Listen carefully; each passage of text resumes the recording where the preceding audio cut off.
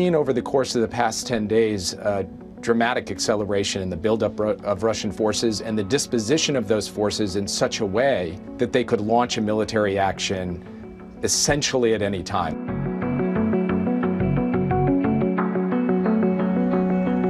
A critical week in the Ukraine crisis amid growing fears Russia could invade in days.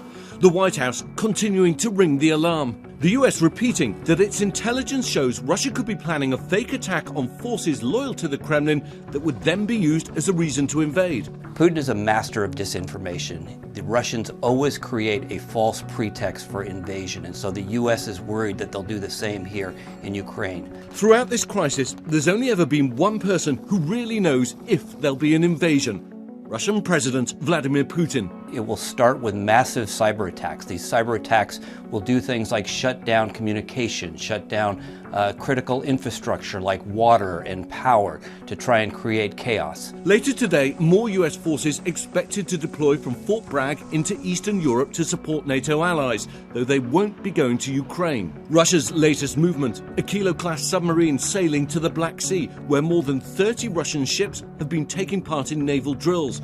And just across Ukraine's borders, more than 130,000 Russian troops amassing on 3 sides of Ukraine. Russia vehemently denying any intention of invading, accusing the US and others of being hysterical with their warnings.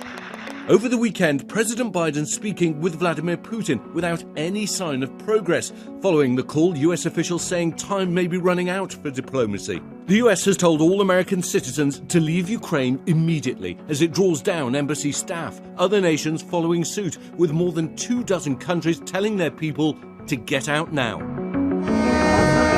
After days of protests that brought this crucial trade route between the US and Canada to a standstill, police putting an end to the week-long blockade. You have a vehicle that's parked in here. We're asking you to move it. Towing cars and pickup trucks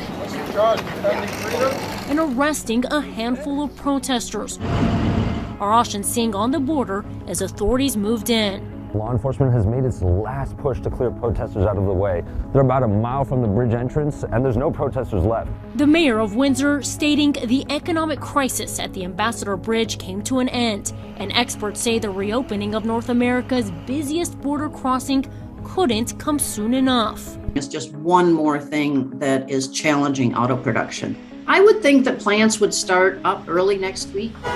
But in Buffalo, similar protests converging at the Peace Bridge. Overseas, large protests against COVID-19 restrictions erupting in the Netherlands. And over the weekend in France, tear gas clouding the Champs-Élysées as police clashed with protesters. More than 50.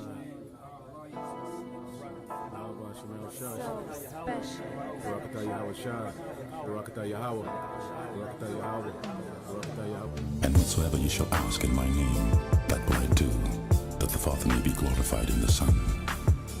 If you shall ask anything in my name, I will do it. If ye love me, keep my commandments.